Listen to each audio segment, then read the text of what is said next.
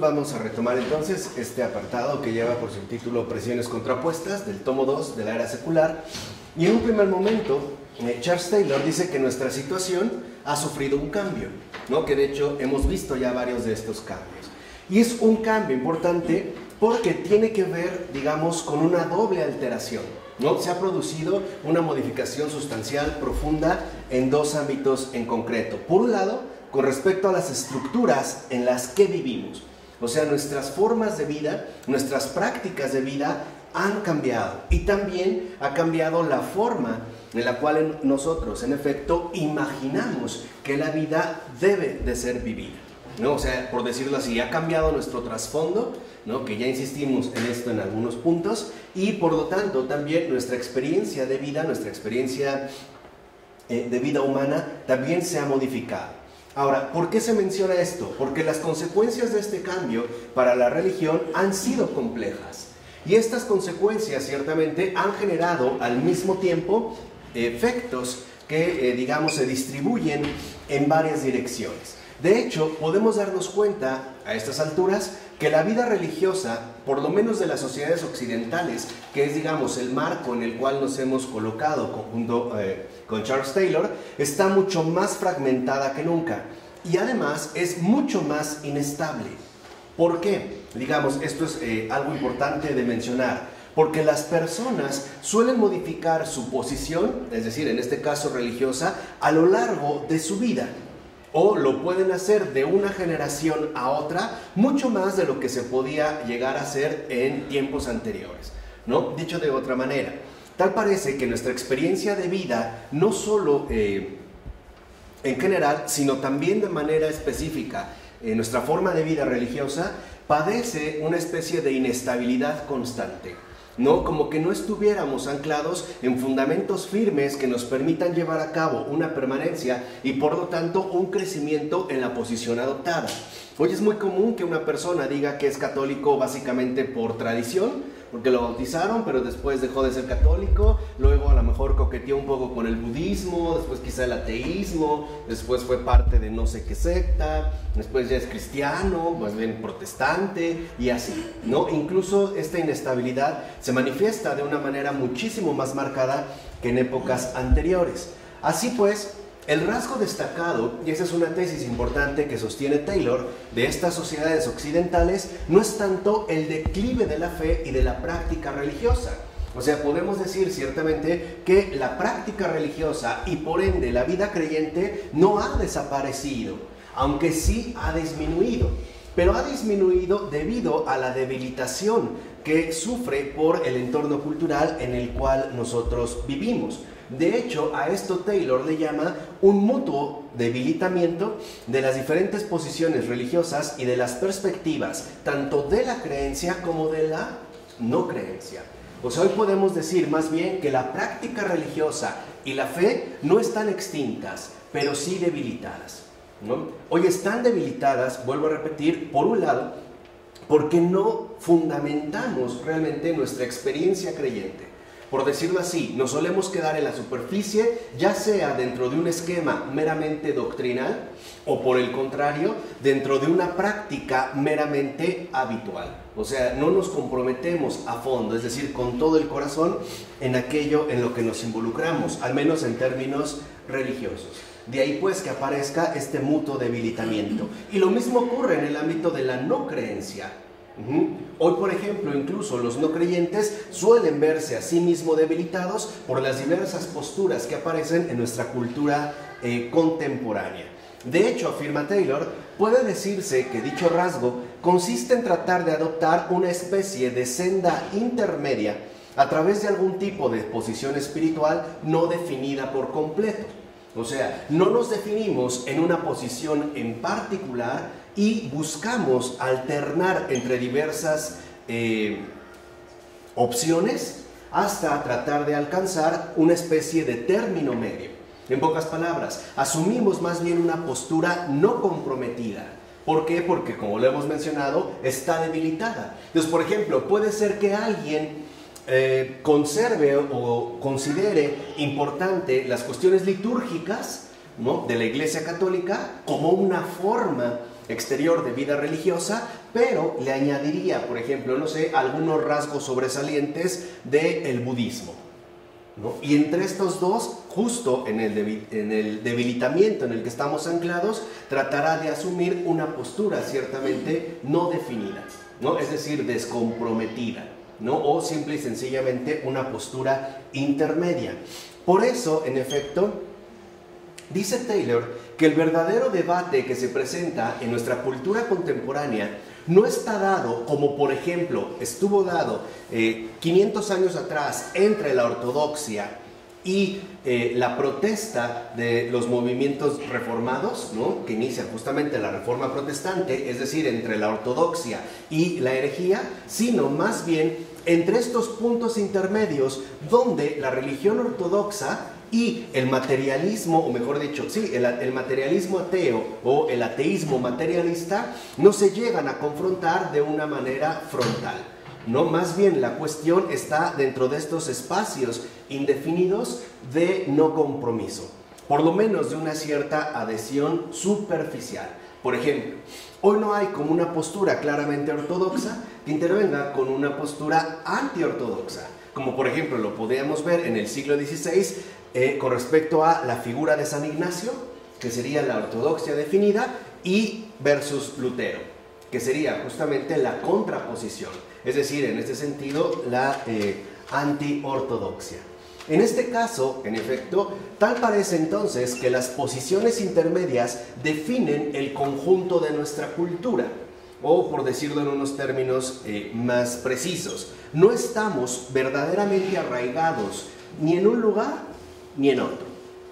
Estamos como flotando, estamos literalmente como un madero en la superficie del mar que únicamente se deja llevar por las corrientes del tiempo, llamémosle modas, ideologías o empresas propagandísticas, etcétera, ¿no? Y esto puede desembocar en una situación en la que muchas personas, justamente por eso, duden seriamente acerca de su propia actitud hacia la religión. Obviamente nos referimos hacia la religión establecida, por decirlo de otra manera. Hoy muchas personas parecen estar convencidas que los tiempos han cambiado y que este cambio que experimentamos temporalmente en el tiempo presente o en nuestra situación actual nos invita, por un lado, a desconfiar de la rigidez de las posiciones religiosas definidas y por lo tanto deberíamos de ser, en último término, más flexibles. Esto es un poco cuando, por ejemplo, una persona se dirige a otra, quizá más joven, diciéndole que la virginidad se debe de mantener hasta el matrimonio. Quizá la respuesta que recibe es no, esos tiempos han pasado, ya estamos en otros tiempos, pero en realidad lo que se está discutiendo no es la situación cultural o el marco específico en el que vivimos, sino lo que expresa es que para nosotros asumir una postura netamente definida ya no es de entrada la alternativa principal. Estamos debilitados con respecto a las convicciones sostenidas. Y si quieren ver cómo esto repercute, como lo mencionó Taylor, en nuestras prácticas ya habituales de vida y la forma en la cual lo imaginamos, hablemos, en este caso, por mencionar el ejemplo que queremos mostrar, de las llamadas uniones libres. Cuando una pareja decide primero irse a vivir un tiempo para ver si funciona y después ver qué pasos va a dar, lo que está expresando es que de entrada para él la opción de un compromiso definido no es alternativa. Hay que moverse dentro de las opciones intermedias. Somos algo más que novios porque vivimos juntos, pero no tanto como esposos para tener un compromiso definitivo. ¿Sí me explico? Aquí se ve, digamos, hay una ambigüedad y una ambivalencia. Y también, dice Taylor, esto puede producir un ir y venir fluctuante de una posición a otra y crear así un sentimiento de vacilación a largo plazo a través de incertidumbres prolongadas y o titubeos permanentes. Así pues, aquí se destacan dos rasgos fundamentales de nuestra experiencia religiosa. Por un lado, las incertidumbres prolongadas. El hecho de que vemos la transformación de nuestro mundo contemporáneo a un ritmo tan acelerado que podemos por lo menos dudar de la certeza que nos mantiene en la postura adoptada. En pocas palabras, pudiera ser que alguien que forma parte de la religión establecida, por ejemplo del catolicismo, piense si no está siendo retrógrada o intolerante ante las situaciones que tiene que abordar, lo quiera o no lo quiera. O, por otro lado, puede ser que estemos como titubeando de una manera permanente con respecto a las decisiones adoptadas. Dicho de otra manera, lo que perjudica nuestra experiencia religiosa en el contexto actual en el cual vivimos es este debilitamiento de un compromiso firme y establecido. Hoy nos gusta más bien andarnos, ¿no?, en un punto intermedio que no implica necesariamente, o por lo menos no de entrada, un compromiso radical con alguna postura asumida. En términos evangélicos, hoy no somos ni fríos ni calientes, somos tibios. En el sentido amplio de nuestras prácticas, somos tibios. De hecho, por eso va a decir Taylor que estamos desgarrados entre una ofensiva anticristiana y la repulsión hacia alguna forma, para nosotros, extrema de reduccionismo que en muchos casos nos conduce a inventar nuevas posiciones. Así vemos cómo puede seguirse degradando o denigrando, por ejemplo, a la Iglesia Católica y en general a una vida religiosa, y en consecuencia también se busca la invención de nuevas posturas, de nuevas posiciones. Obviamente, mientras más debilitadas, es decir, mientras más no comprometidas estén, resultarán para este mundo contemporáneo mucho más atractivas. Y esto es de cierta manera el auge, por ejemplo, que ha tenido la corriente de la New Age. Lo que vemos es como un revoltijo, un poco de todo, y que por lo tanto te invita a no arraigar en una postura, vamos a decirlo así, definida. O los llamados grupos de la religión ecuménica. Toman de todo, un poco del Islam, un poco del judaísmo, un poco de la iglesia, un poco de los protestantes, para tratar de asumir una postura que sea aceptable o por lo menos no problemática dentro de la multiplicidad de posturas con respecto a la religión que puedan adoptarse. Pero lo que vemos que sustenta este tipo de invenciones, estas nuevas posiciones, es, volvemos a repetir, la falta de un compromiso definido que involucra necesariamente, o por lo menos implica de manera permanente, una adhesión total, ¿no? Hoy, como decíamos, más bien andamos oscilando entre una alternativa y queremos hacer las cosas según el gusto de la época contemporánea. Así pues, tenemos presente, por un lado, el rechazo a la religión, ciertamente generalizado, pero por otro, tenemos la oferta cada vez mayor de posiciones no definidas que se presentan como nuevos puntos de partida para la vida creyente. Entonces, hoy podemos decir que los nuevos creyentes del mundo actual se basan en posiciones no definidas que evitan ciertamente la toma de postura. Es decir, hoy lo que nos puede resultar chocante es la exigencia de compromiso. Hoy, de hecho, no nos gustan los compromisos, ¿no? Incluso piensen en el ámbito laboral. Esta es la fuerza motriz que promueve que hoy las contrataciones sean meramente eventuales. Ya no hay, digamos, la necesidad de comprometerse con una persona a largo plazo. Hoy cada vez más el plazo se reduce, ya ni siquiera es a mediano plazo, incluso puede ser a corto plazo, por no decir a un plazo verdaderamente ridículo, como la contratación mensual, por ejemplo. O antes, cuando uno rentaba una propiedad, y no me dejarán mentir, la renta era indefinida, el contrato es de renta, hoy se puede hacer por año. ¿Por qué? Porque queremos evitar problemas. O sea, aquí quiere decir que evitamos ciertamente esta falta de compromiso y de compenetración con las circunstancias de nuestra vida. Ahora, esto implica, dice Taylor, que la elección a la que nos vemos expuestos queda abierta. Ya pareciera que no hay tampoco una referencia clara hacia la cual podamos nosotros dirigirnos, pues la cultura de la inmanencia no define con precisión si creemos en Dios o no, o si creemos en alguna fuente de poder trascendente o no. Esto no es lo que hoy se cuestiona, sino que más bien procura esta cultura de la inmanencia ofrecernos sus propias versiones de la plenitud humana. ¿Qué quiere decir? Que ahora el planteamiento del problema se hace, por decirlo de esta forma, más acá, es decir, dentro del marco inmanente. Hoy lo importante para nosotros no es si creemos en Dios o no, o si creemos en una fuente de poder trascendente, sino qué tipo de vida podemos llegar a asumir aquí y ahora. Por ejemplo, el caso del veganismo, el pacifismo, el humanitarismo, etc. ¿no? Hoy cuando la gente, por ejemplo, incluso adopta una especie de culto hacia la salud, el mantenerse en forma, el tener buena salud, lo hace dentro de esta misma cultura de la inmanencia.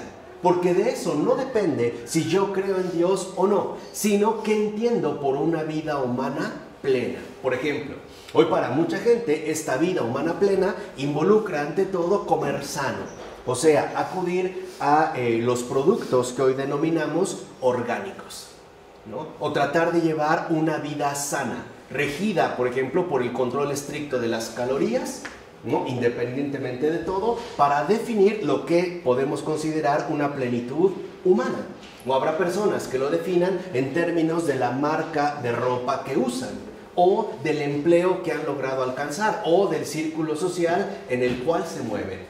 O incluso habrá muchas personas que consideren que la plenitud de la vida humana, independientemente de si se cree en Dios o no, porque esto queda relegado a un segundo plano, es, por ejemplo, la capacidad que tenemos para gastar dinero o para realizar viajes anuales y constantes. No, en pocas palabras, ¿qué tanto nos podemos dar el lujo de llevar una buena vida?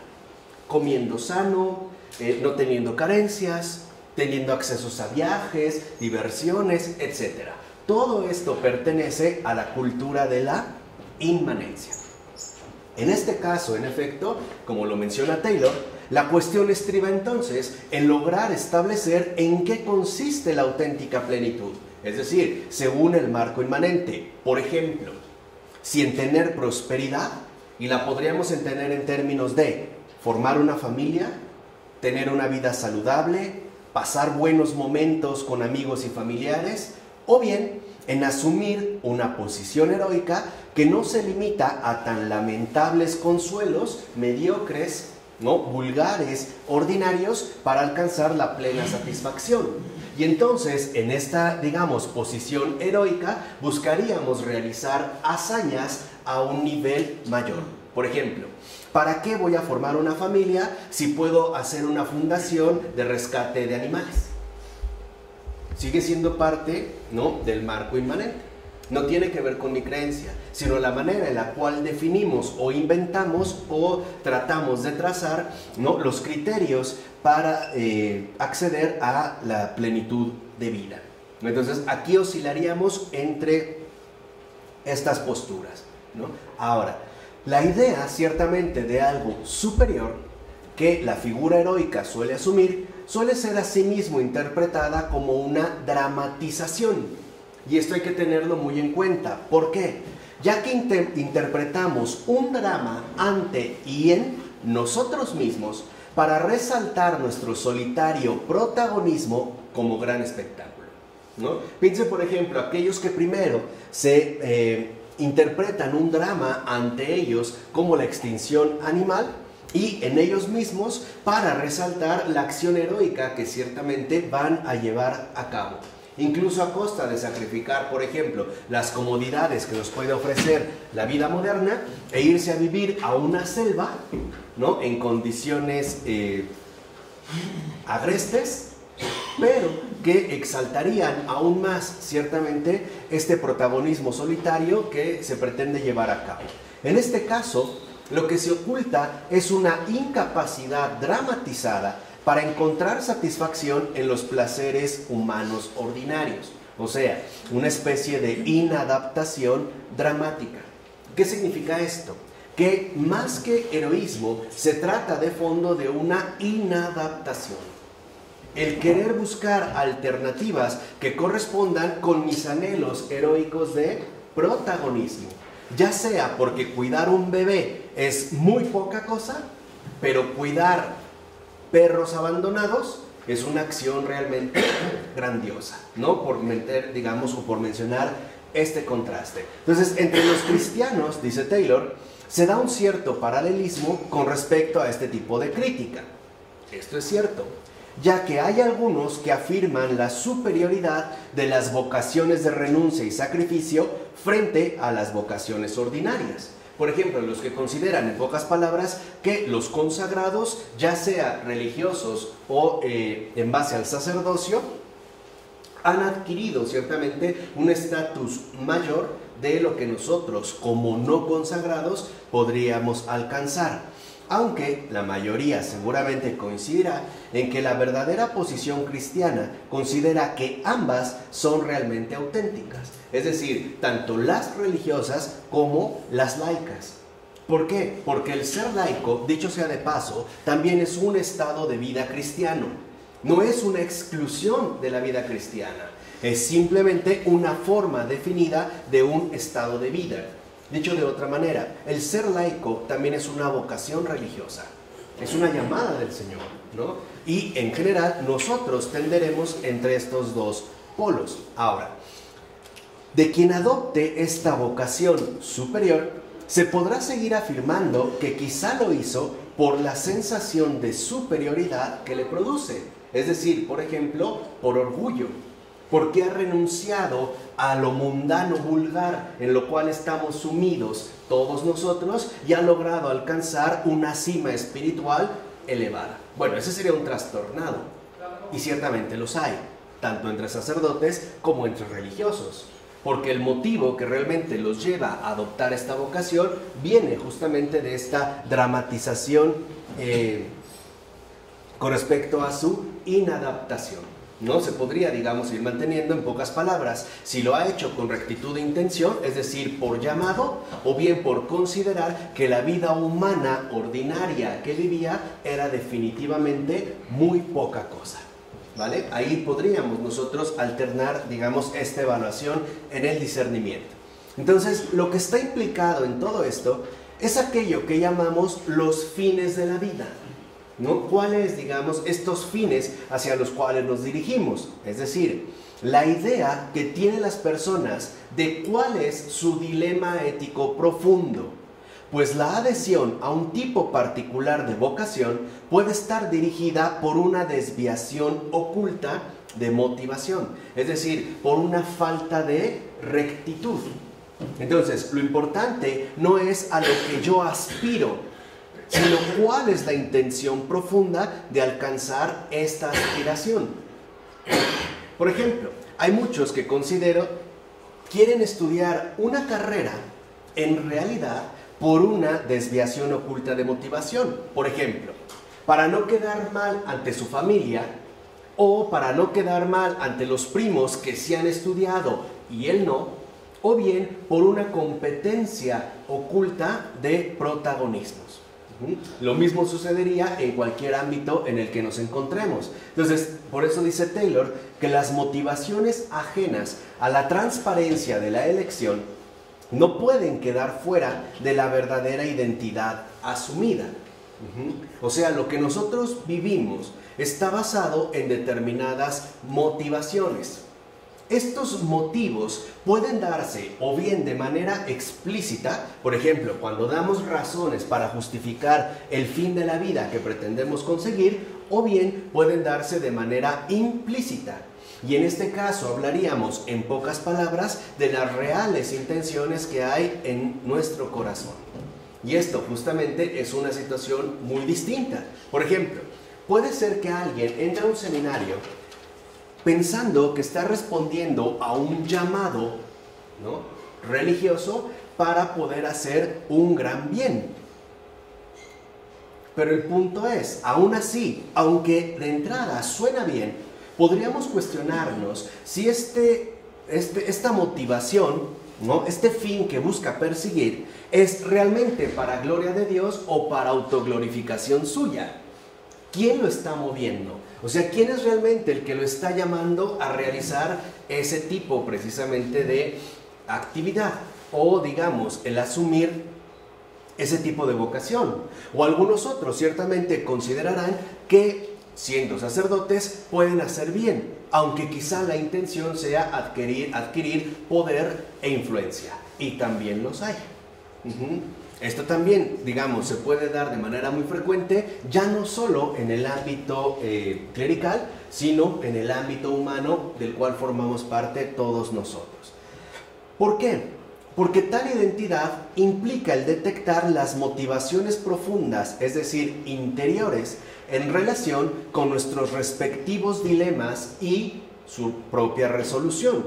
Por ejemplo, un cuestionamiento que nos lleva a estas motivaciones profundas y que por lo tanto nos conduce a no dejar de lado el dilema ético profundo que nos compete a cada uno de nosotros es el siguiente.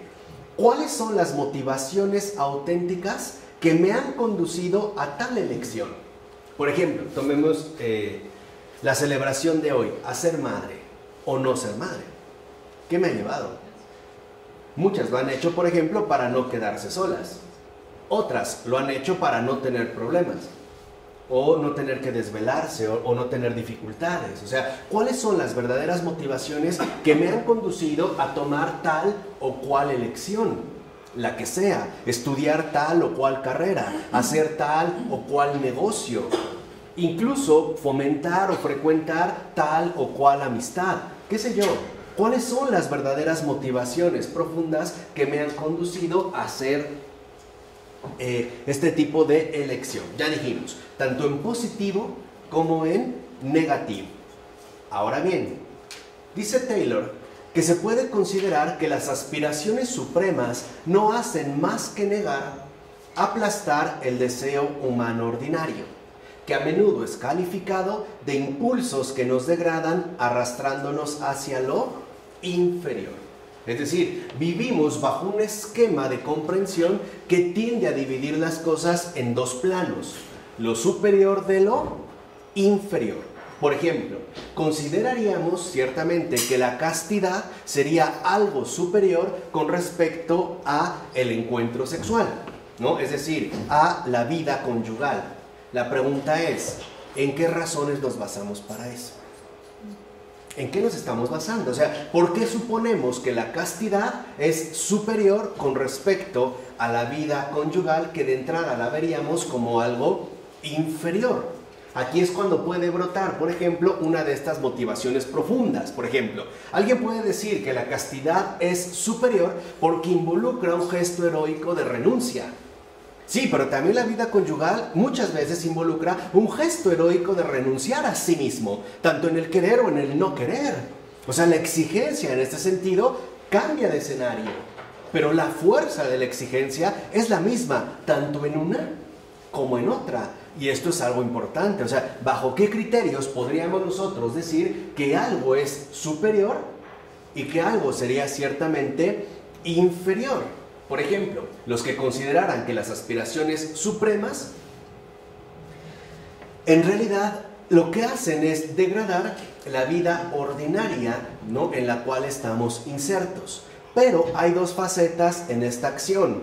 Una es aquella donde se niegan estos deseos humanos ordinarios. Es más, llamémosle reales, ¿no? Y se demanda entonces a las personas que los dominen y que los restrinjan muy severamente.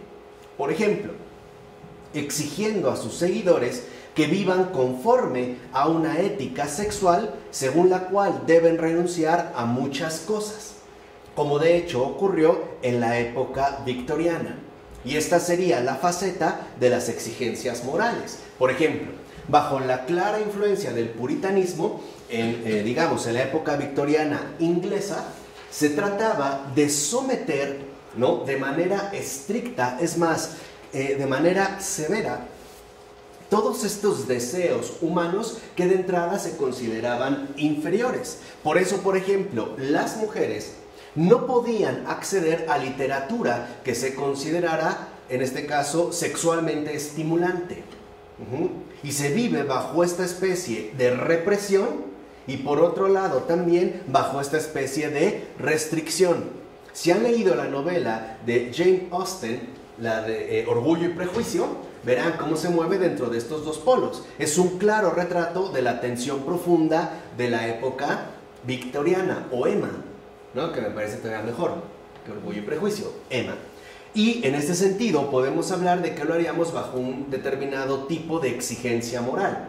O por ejemplo, en las casas inglesas de la época victoriana, estamos hablando en el siglo XIX, una mujer con rubor o una mujer, como decimos aquí, chapeada, una mujer sonrosada, era básicamente tachada de una mujer vulgar, ¿no? Es decir, casi rozando el trabajo de la prostitución.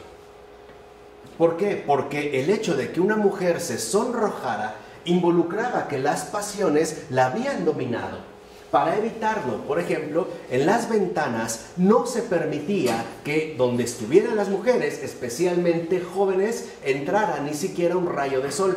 Y por eso las cortinas que se solían utilizar en las casas victorianas eran de terciopelo grueso. Y las casas tendían a estar oscurecidas, de tal manera que la tez de la piel se pudiera conservar lo más pálida posible. Por eso era la cuestión del abanico. Si por ejemplo alguien hacía una especie de comentario jocoso, medio picosón, y la muchacha tenía ganas de reír, necesitaba el abanico bien para cubrir la ruborización en caso de que no lo hubiera logrado dominar, o bien para soplarse y bajar así la temperatura. Es, digamos, dentro de esta línea. Lo veríamos como una necesidad de dominio sobre estos deseos inferiores. Y entonces estaríamos en el terreno puritano de las exigencias morales. Pero por otro lado, también por la otra cara de estas propuestas se puede calificar de faceta desencantadora, ya que en este caso se considera que estos impulsos son elementos puramente negativos, o sea, obstáculos para el bien, y por eso se les puede llegar a negar toda resonancia en el mundo espiritual. Por ejemplo, cuando hoy hablamos un poco de karma, se mueve bajo esta línea. En pocas palabras, decimos, no hagas el mal porque de acuerdo al karma se te va a regresar, y eso es lo que nos preocupa. O sea, en pocas palabras, lo que realmente nos preocupa no es joder al otro, es que esta acción negativa puede tener implicaciones negativas sobre nosotros mismos. En pocas palabras, actuamos bajo cálculos bien racionalizados, ¿no? O esta frase a mí me parece tan nefasta y engañosa de no hagas al otro lo que no quieras que te hagan, ¿no? Por ejemplo, serle infiel a otra persona. Es que no le hagas al otro lo que no quieras que te hagan. Pero a ver, esto supone que estoy escondiendo una especie de orgullo reprimido dentro de esta línea. ¿Por qué? Porque lo que me interesa no es lastimar al otro, sino que no me lastimen a mí. Eso es lo que parte. Y por eso puedo reprimir, por ejemplo, mi ardiente deseo de serle infiel a mi mujer o a mi compañero. En pocas palabras, lo hago porque no quiero verme perjudicado. No lo hago realmente por bondad. Lo hago, en pocas palabras, por astucia personal, ¿no? Bajo, digamos, este tipo de línea. Porque a lo mejor, si yo estuviera seguro que mi pareja no va a hacer nada, tal vez iría con gusto a serle infiel, ¿no? Si no va a tener, en ese sentido, repercusiones. Pero es un poco para que vean también dentro de estas dimensiones en las cuales nos solemos mover. Y esta es lo que dice precisamente Taylor, es la doble herida sufrida tanto por la supresión moral del vicio como por el reduccionismo desencantador de la negatividad que se interpone en el camino hacia la virtud. Por eso no es raro que haya una rebelión continuada contra la producción de tal herida. Por ejemplo, aquellos que dicen, no, entonces todo lo debemos de realizar conforme a nuestro propio antojo, y entonces dejamos de lado la cuestión moral, o bien tratamos de exaltar aquello que para nosotros, en lugar de negativo, más bien resulte netamente positivo, como por ejemplo la habilidad que se puede tener para hacer dinero. ¿Sí? ¿Bajo qué condiciones? Alguien puede considerar que si antes esto formaba parte de un vicio, ahora puede ser parte, por ejemplo, de una habilidad adquirida, ¿no? Que no tendría en este sentido absolutamente nada de malo. Ahora, en nuestros días, la no creencia moderna suele reaccionar contra tal herida, o sea, contra la supresión moral del vicio o este reduccionismo, asumiendo la causa del paganismo. En este sentido, ciertamente, si somos una época fuertemente neopagana, ya en algunos momentos habíamos explicado. ¿Por qué? Aquí lo que vamos a destacar es que, en efecto, la no creencia moderna se pone a favor del paganismo. ¿Por qué, por ejemplo? Porque dentro de esta línea neopagana se defiende el deseo frente a la exigencia cristiana de transformación. Claro, muy mal entendida, llegando incluso a promover la erradicación total de la ética, sobre todo en lo sexual. Ahora vemos que esta erradicación ya ni siquiera promueve, digamos, la erradicación de toda ética en lo sexual, sino la erradicación de los propios sexos. A grado que hoy, de términos ridículos, hay quienes se mueven en una línea diciendo que uno no nace sexualmente definido, sino que nace en una especie de entidad abstracta que llamamos género, ¿no? Y que ya después cada uno debe de decidir por sí mismo qué tipo de sexo es justamente el que va a asumir según sus preferencias, ¿no? Y así hay gente que puede decir, es que yo soy mujer, pero más bien soy un hombre que nació en un cuerpo de mujer, o al revés, soy una mujer que nació en un cuerpo de hombre, ¿no? Mi sexo no importa, como si fuera un mero accidente, como si tener pene o vagina fuera una cuestión meramente accidental, fisiológica, ¿no? Lo que nos va a definir en este caso ciertamente es el género. Aquí lo que vemos dentro de este rechazo es que sí hay una especie de nostalgia de los rituales antiguos donde ocupaba un lugar central la satisfacción del deseo. Y eso es lo fundamental, es decir, la autocomplacencia. Y esto es, digamos, uno de los puntos cruciales que marca la diferencia radical entre el paganismo y el cristianismo.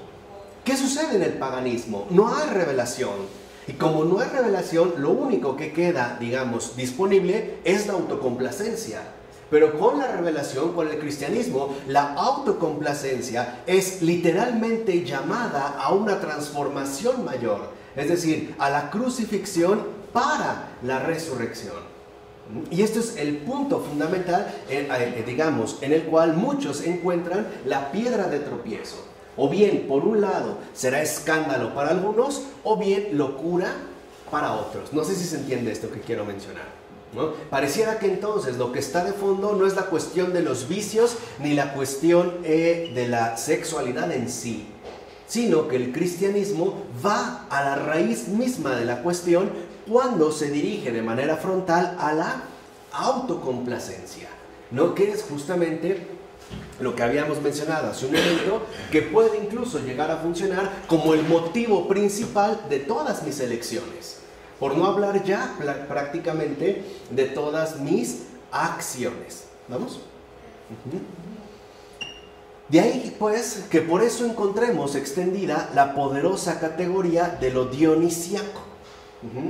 Es decir, aquello que está desbocado sin estar, digamos, ¿no?, constreñido o por lo menos reprimido por lo apolíneo.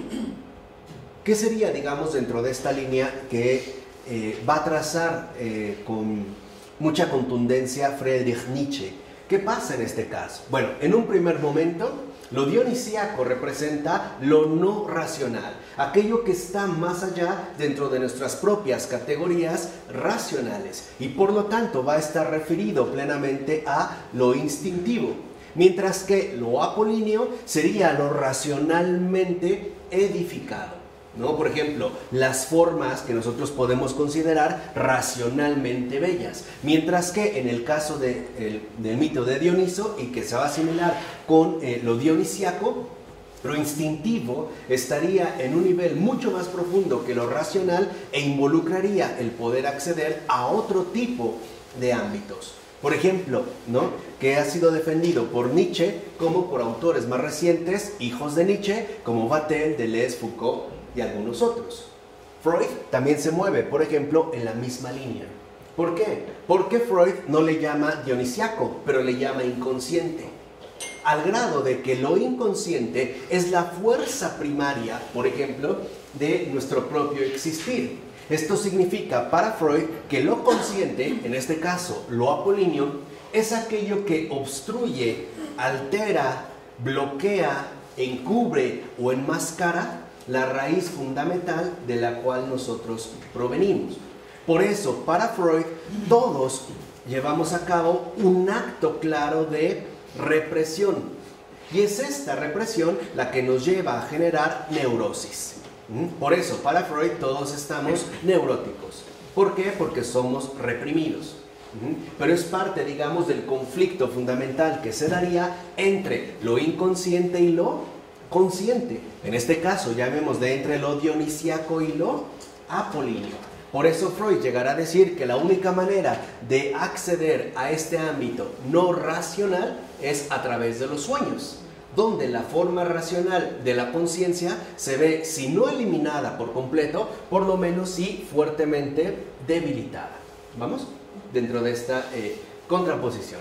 Ahora bien, no se trata ciertamente de un llamamiento para liberar el deseo, tanto sexual como violento y destructivo, sino también de la tentativa de recuperar un eco profundo de estos deseos, o sea, la necesidad, ¿no?, de obtener una escapatoria de nuestra prisión disciplinar, que en pocas palabras no es otra más que la rigidez moral puritana para llevarnos justamente al éxtasis. Hoy en día no le llamamos éxtasis, hoy en día le podemos llamar liberación. Y por eso la gente puede hablar de la liberación sexual, o de la liberación femenina, o de la liberación laboral. O sea, hoy lo plantearíamos justamente en términos de liberación.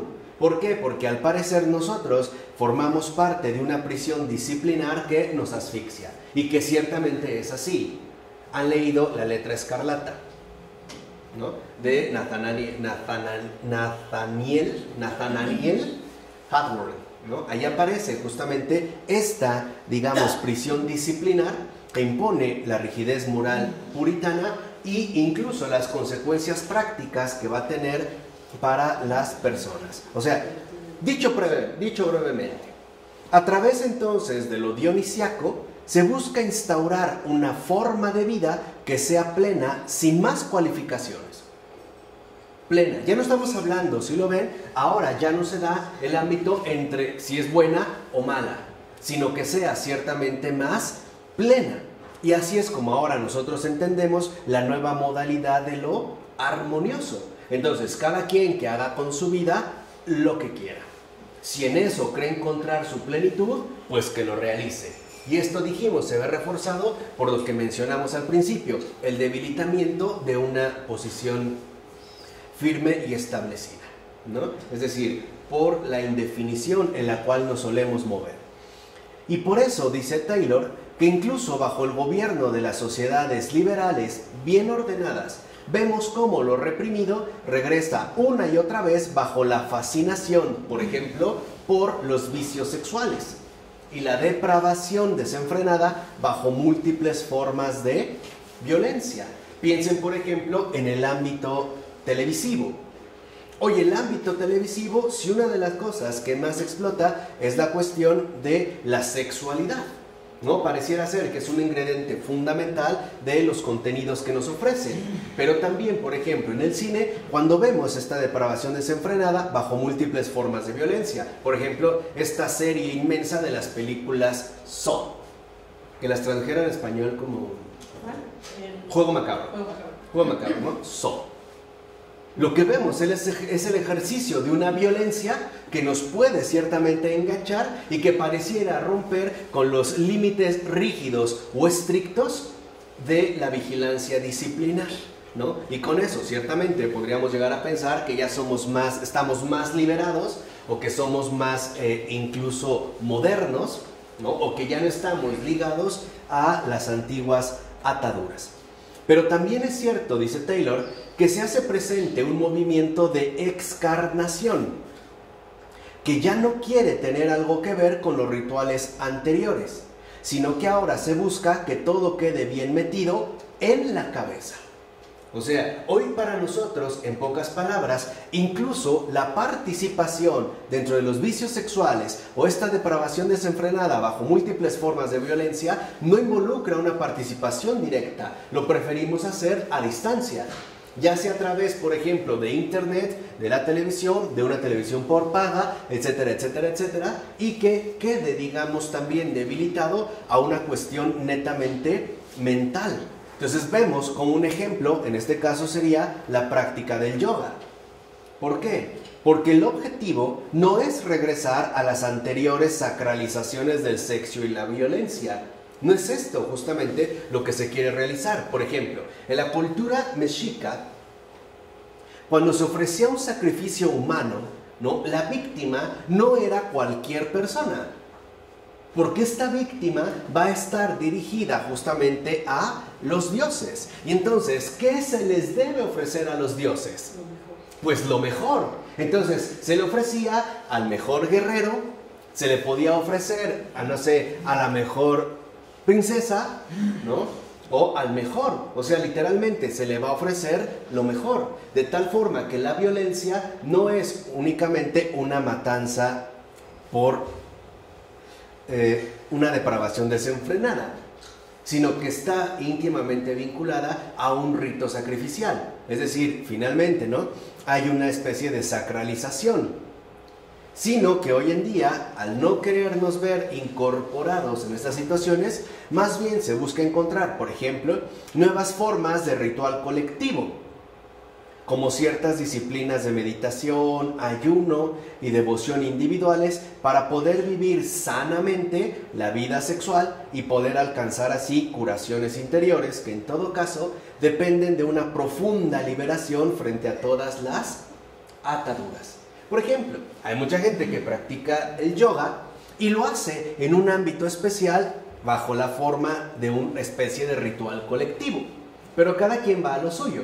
Pueden llevar su tapetito, ¿no?, el instructor los va llevando, comparten a lo mejor una hora profunda de relajación, de meditación, es decir, de ejercitación en el yoga, y después cada quien se va por su lado, ¿no? Esto lo hacemos para tratar de tener un equilibrio profundo, una buena salud. Le bajamos a las grasas, le bajamos a los carbohidratos, nos checamos, nos medimos, nos movemos, nos medimos, ¿no?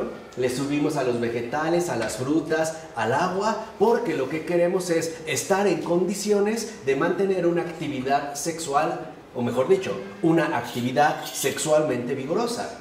Para eso lo hacemos. Por eso, para muchas personas es importante que incluso mientras más mayores sean, más ejercicio realicen.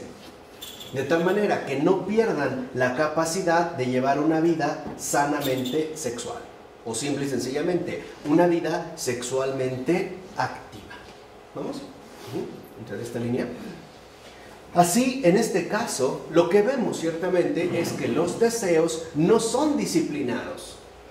Ya no se trata, como vimos en el caso, por ejemplo, victoriano, de disciplinar los deseos. No, más bien ahora son demandados y conducidos por la docilidad de la relajación y la respiración inmaterial, que ciertamente es entendida más que nada como concentración mental, ¿no? Respira profundo y relájate.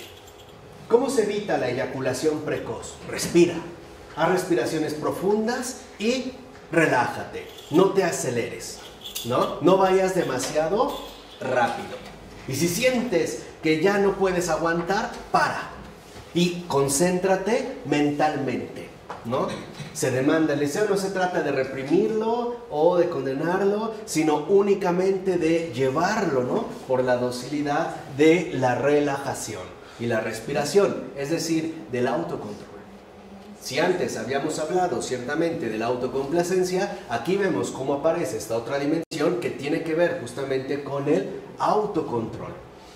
No obstante, dice Taylor, en la civilización cristiana hay algo que resiste a la excarnación, ya que estamos a la espera de la glorificación definitiva de los cuerpos, es decir, de la resurrección, que no es para nada algo simplemente mental y o energético. En pocas palabras, lo que yo ya les había dicho en una ocasión anterior, el cristianismo jamás ha repudiado el cuerpo, al contrario, ha recuperado el cuerpo y lo ha exaltado en su realidad material, conduciéndolo incluso hasta la glorificación, es decir, hasta la santificación. Si algunos realmente han repudiado el cuerpo, eran los paganos, o en este caso los no cristianos. Piensen en los gnósticos, que también consideran una especie de elevación intelectual, es decir, mental, pero separándonos cada vez más de nuestra realidad corporal, es decir, de nuestra realidad encarnada. O por ejemplo, la caridad cristiana, ¿de verdad se limita a los buenos deseos?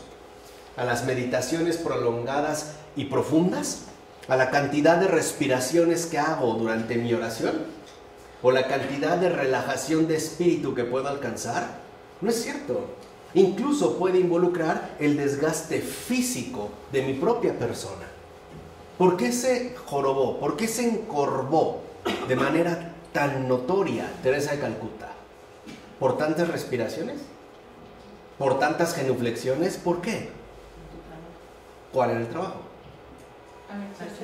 Agacharse para atender a toda la gente que tenía en el suelo. No tenía camas, estaban sobre algunos tapetes, algunos en el piso, y ella podía estar incluso 18 horas agachándose para atender a cada una de estas personas, ya fueran moribundos o simple y sencillamente, ¿no?, personas necesitadas, ¿no?, de los más pobres entre los pobres, al grado de que vemos que su propio cuerpo se ve literalmente deformado.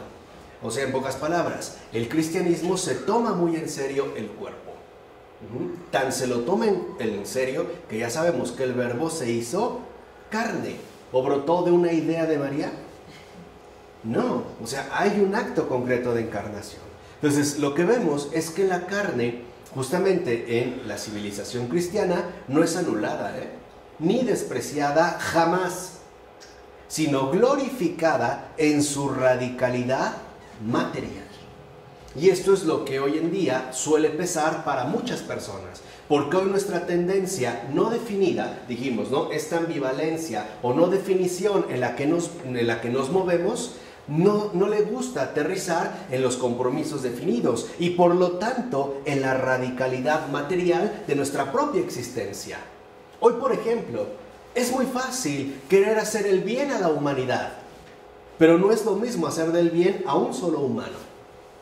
Hoy hay personas que se adhieren con toda facilidad dentro de este marco inmanente de la indefinición a las buenas causas, pero no son capaces de encontrarse con la radicalidad material de la exigencia concreta que nos anuncia el prójimo. No sé si queda claro lo que quiero transmitirles, porque es muy importante. O sea, para el cristiano, la cuestión mental no es lo primario, ni siquiera es lo secundario. De hecho, no forma parte del esquema esencial de la actividad cristiana.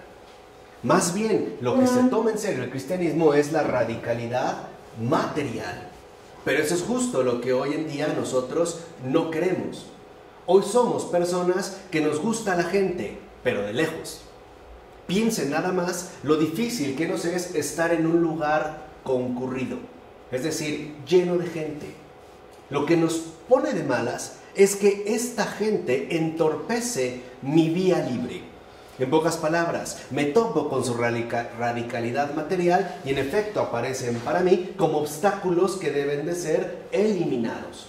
Entonces, ¿para qué voy a ir al cine y exponerme al estornudo de uno, a la flatulencia de otro, al llorido de ese escuincle que yo no sé para qué lo trajeron y no lo dejaron ahí amarrado a la cuna, ¿no? ¿Para qué me expongo si puedo comprarme mis lentes de simulación virtual y no tener ningún tipo de problemas ni molestias? Ahí es también cuando muchos de nosotros somos pero bien paganos.